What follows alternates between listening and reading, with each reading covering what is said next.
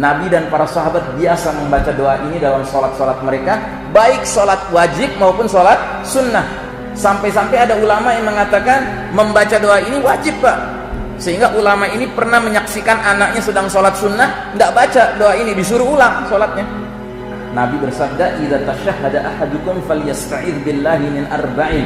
Bila salah seorang kalian membaca doa at-tasyahud akhir dalam sholatnya, hendaknya dia meminta perlindungan Allah dari 4 perkara dengan doa.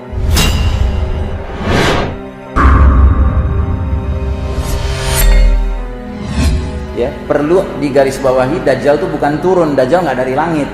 Ya, Dajjal itu keluar dari tempat di mana dia diikat. Ya, dia diikat di sebuah pulau.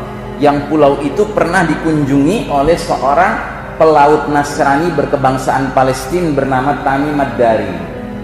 Ya. Nah, kemudian setelah dia sampai di pulau itu bersama awak kapalnya yang semuanya orang Nasrani, 30 orang, mereka berjumpa di dalam sebuah biara. Seorang laki-laki besar terikat di 2 tempat, di tangannya begini dan di kakinya. Nah, ternyata laki-laki ini Dajjal. Dan di antara pembicaraan Dajjal dengan Tamim ad-Dari, dia bertanya, Dajjal ini bertanya tentang nabinya orang-orang yang buta huruf, maksudnya Nabi Muhammad SAW. Sehingga selesai pembicaraan dengan Dajjal, Tamim ad-Dari penasaran, dia pergi ke Madinah menjumpai Nabi Muhammad SAW. Dia ceritakan pengalaman dan kesaksiannya berjumpa dengan Dajjal di pulau terpencil itu. Maka Nabi membenarkan kalau Tamim ad-Dari sudah berjumpa dengan Dajjal. Maka Tamim ad-Dari masuk Islam. Lalu Nabi menyampaikan kepada para sahabat yang sholat isya bersama Nabi. Panjang lebar diceritakan oleh Nabi apa yang dia dengar ceritanya dari Tamim ad-Dari. Sampai di ujungnya Nabi berkata, apa yang dikatakan Tamim ad-Dari itu menakjubkan. Jadi kata Nabi SAW, ya, apa yang dikatakan Tamim ad-Dari membuatku takjub. Ceritanya sama seperti yang kuceritakan pada kalian tentang Dajjal, tentang kota Madinah, tentang kota Mekah. Terus Nabi mengangkat tangan menunjuk ke arah selatan, ke Yaman. Kata Nabi, Dajjal akan keluar dari sana. Tiba-tiba kata Nabi, oh tidak, dari sana, kata Nabi, dari utara, dari Syam, dari lautan Mediterania, laut tengah. Tiba-tiba kata Nabi, oh tidak, dari sana, dari sana, dari sana. 3 kali Nabi menunjukkan telunjuknya ke arah timur. Mudah-mudahan bukan dari Indonesia ya. Tapi yang jelas para ulama hadis ketika membahas hal ini mengatakan ini semakin menunjukkan bahwa kita tidak tahu menahu di mana persisnya keberadaan pulau tersebut di mana Dajjal diikat gitu. Jadi Dajjal itu sudah ada sejak zaman Nabi dan para sahabat di sebuah pulau majhul, misterius, entah di mana. Dan jangan percaya kalau ada orang bilang pulau itu di Inggris atau pulau itu laut segitiga Bermuda, itu nggak ada dalilnya. Itu cuman spekulasi, dugaan saja. Kita tidak boleh berbicara tentang perkara gaib kecuali kembali kepada nas Al-Quran atau nas hadis, karena urusan gaib itu yang tahu hanya Allah Ta'ala. Seperti dalam surat Al-Jin ayat 26, Allah berfirman, tidak ada yang tahu perkara yang gaib kecuali Allah dan Rasul-Rasul yang Allah ridhai. Ini pertanyaan sangat bagus, sangat penting. Jadi tadi sudah saya bacakan hadisnya. Nabi SAW mengatakan, fa idza ra'aitumuhu fabayi'uhu walau habwan 'ala thalji. Bila kalian sudah melihat kehadiran Al-Mahdi, berbaiatlah kepadanya walaupun harus merangkak-rangkak di atas salju.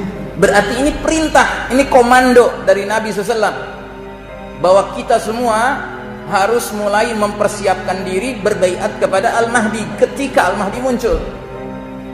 Nah sekarang pertanyaan, kita pengikut, Al-Mahdi pemimpin. Pengikut berbaiat dengan cara mendatangi pemimpin atau pemimpin yang keliling-keliling dunia menyalami pengikutnya? Yang mana yang benar? Hah? Apa? Nggak dengar? Jadi pengikut mendatangi pemimpin kan? Begitu kan?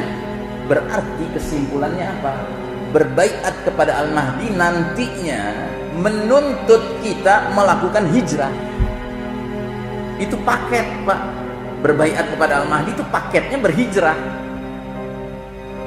Makanya kalau saya ditanya pendapatnya, lebih bagus sebelum Al-Mahdi muncul sudah hijrah ke Mekah. Itu lebih bagus kalau sanggup.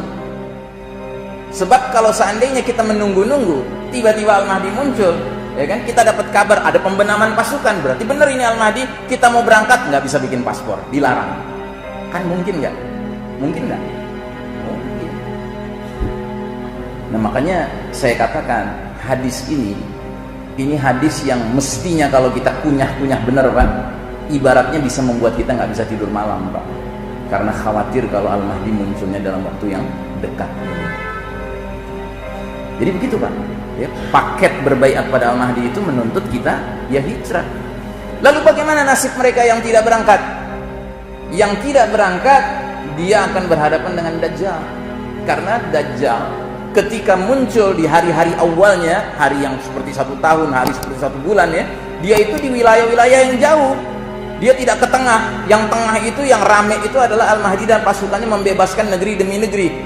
Si Dajjal ini dari kejauhan menganggap, cukuplah nanti Al-Mahdi dikalahkan oleh Israel, cukuplah Al-Mahdi dikalahkan oleh Rom, begitu ya kan, sehingga diacak-acak yang jauh-jauh, termasuk Indonesia diacak-acak sama Dajjal.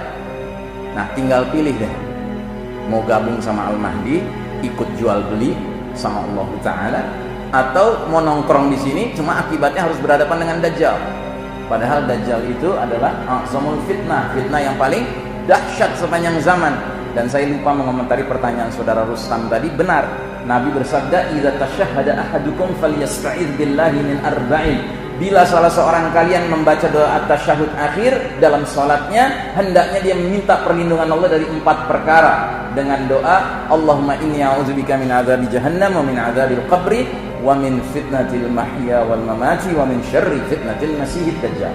Ya Allah, aku berlindung kepada Engkau dari azab jahannam, azab kubur, fitnah kehidupan dan kematian, dan dari buruknya fitnah al-masiihid dajjal. Habis itu baru salam kanan, salam kiri. Nabi dan para sahabat biasa membaca doa ini dalam sholat-sholat mereka, baik sholat wajib maupun sholat sunnah. Sampai-sampai ada ulama yang mengatakan membaca doa ini wajib Pak, sehingga ulama ini pernah menyaksikan anaknya sedang sholat sunnah, tidak baca doa ini, disuruh ulang sholatnya. Nah apalagi kita Pak, dulu para sahabat saja serius begitu membaca doa perlindungan Allah dari Dajjal, apalagi kita yang hidup di era menjelang Dajjal keluar.